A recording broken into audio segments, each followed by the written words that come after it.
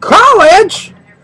Classic? Did you say college class? Well, sure you did. You said college class at campus hits. I heard ya.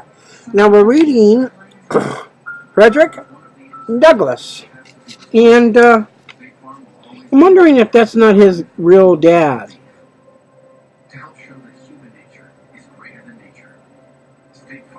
No, never mind. Okay, so we're reading the beginning, part 2.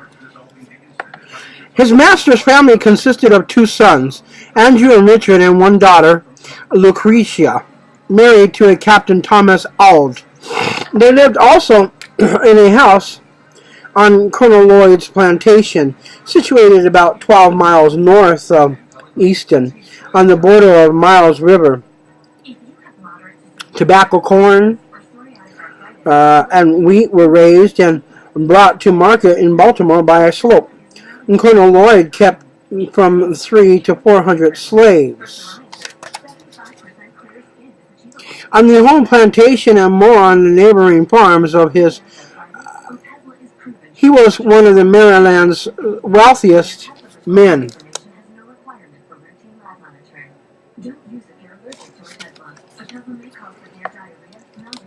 Each month, every slave received 8 pounds of pork, or its equivalent in fish, along with a bushel of corn, meal, and a pint of salt. The yearly clothing consisted of 2 coarse linen shirts, 1 pair of linen trousers, 1 jacket, 1 pair of winter trousers, 1 pair of stockings, and 1 pair of shoes. The children who could not work in the field were only given 2 coarse linen shirts per year, and if these didn't last all year, they went naked until the next allowance day, whatever the season and temperature. The slaves had no beds, only a coarse blanket each, but they were usually so tired during the few hours allotted for sleep that they hardly cared. And during his childhood, Fredrick had to sleep with his head and shoulders in a sack on cold nights, and his feet had huge cracks in them. If the slaves did miss even by minutes the overseer's summons at sunrise, they were whipped until bloody. One overseer of Frederick's master was aptly named Mr. Severe. When he died, the slaves gave praise to heaven. In his stead came Mr. Hopkins, and although he dealt out whippings, it seemed he took no pleasure in them.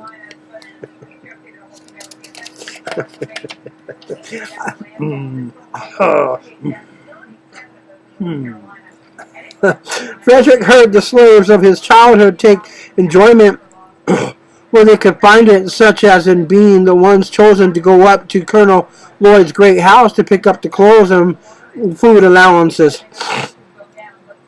Then they would walk through the dense woods composing and singing songs as they went.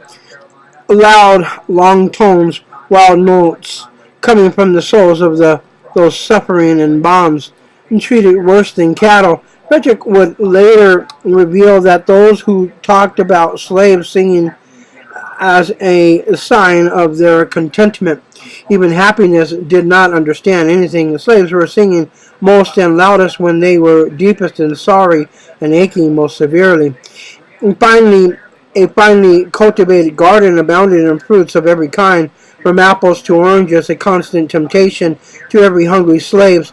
The colonel did everything he could think of to keep the slaves out of there, the most successful method being the tearing of the fence. If a slave was caught with any tar upon his person, it constituted sufficient proof that he had tried to get into the garden, and he was severely whipped. Whipping was the steady and constant punishment for any infraction, real or imagined, large or small. Since Colonel Lloyd had 1,000 slaves, all told, he did not know them all, nor did those working on farms some distance off know him. One day when out riding, he met a man and asked him in the way of the time, "Well, boy, what do you belong to?" "To Colonel Lloyd, sir." "Does he treat you well?" "No, sir." "What, does he work you hard?" "Yes, sir." "Don't you get enough to eat?" "Yes, sir, he gives me enough, such as it is." The colonel rode on, and the slave gave no further thought to the man with intense blue eyes and prematurely white hair until a couple of weeks later, when men came to chain and handcuff him, after which he was sold to a Georgian trader, never to see his family and friends again. Sold down to Georgia. It was an expression that put fear into the hearts of many, knowing that working the cotton or rice fields in the deep south was an even harder and quicker way to break backs and spirits.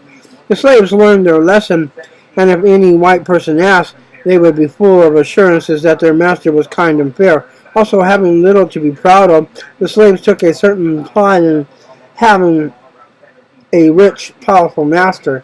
It was considered as being had enough to be a slave, but to be a poor man's slave was deemed a disgrace indeed, Fredrick noted.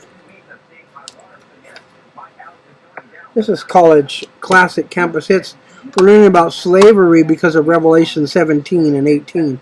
I hope you bear with me. Amen.